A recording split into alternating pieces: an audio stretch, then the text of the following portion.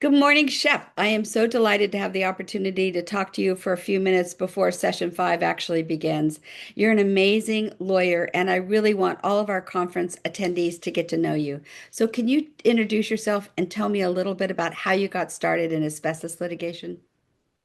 Well, hello, Linda, and hello, friends and colleagues, and those of you who aren't yet friends, but who I hope might choose to call me friend as a result of seeing this. It's a pleasure, an honor, and a privilege to be with you all. I'm Shep Hoffman. I uh, I have a wonderful family. I've got two kids, a grandchild, grew up in a small house in suburban Boston in a wonderful, loving family with wonderful parents, both of whom were active in social justice, anti-war, civil rights movements from the time I was a little boy on. And that's what motivates me to try and be of help and assistance and guidance, hopefully to folks who are hearing this, as well as to others who are trying to also be champions for justice for persons who've been exposed to asbestos, gotten mesothelioma, and other diseases. And so, thanks for having me. If we go back in time and we think about science, journalism, and justice, I think about Selikoff, Paul Brodeur, and Clarence Burrell. So, how have those three entities shaped the work that you do today?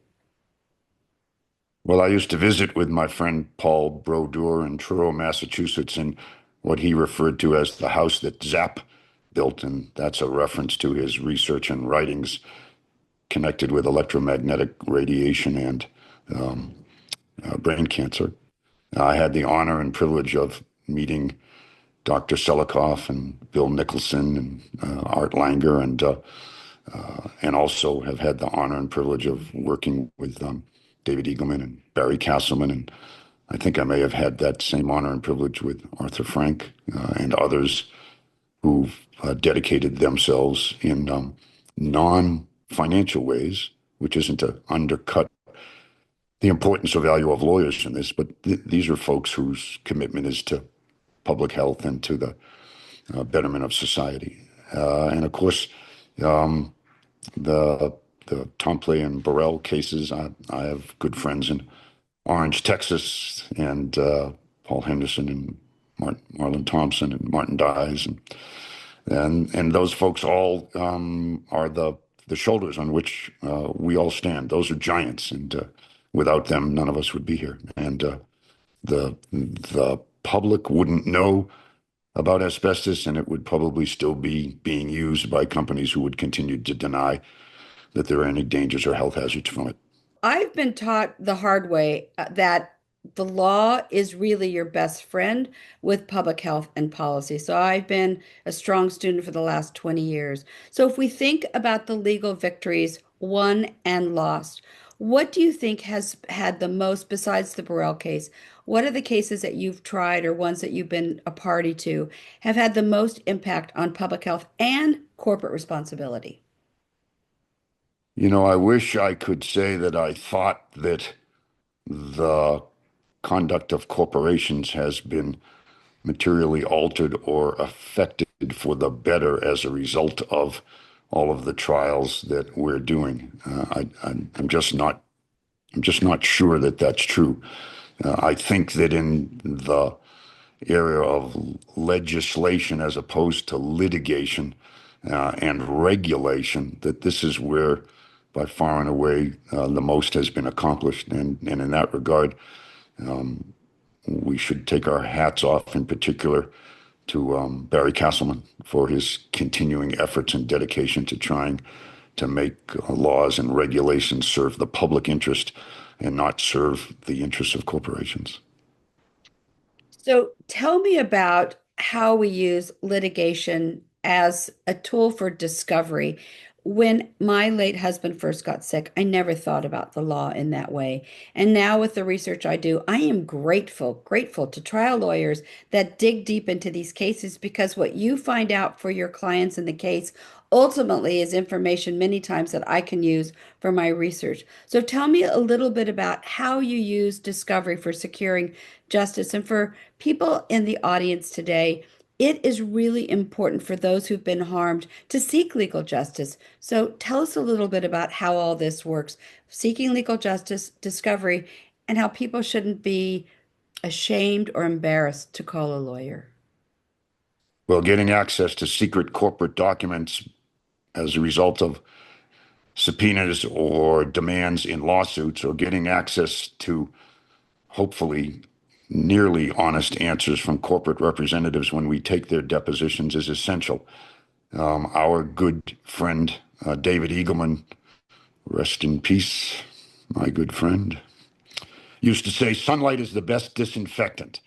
And so, if people want to truly honor his memory and the work that we're all doing, don't agree to secrecy, don't agree to motions to seal, don't agree to embargo documents, share knowledge, share depositions with one another so that the lawyers can better represent their clients in all situations against all defendants. And that's key and that's crucial.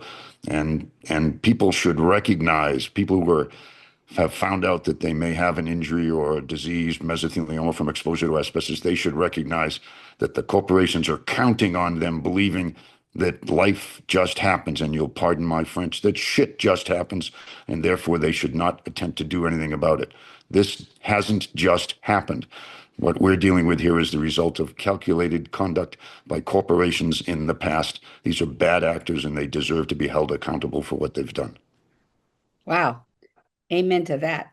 Okay, in closing, you have a unique audience listening to you, and I'm sure they'll all become your friends and colleagues.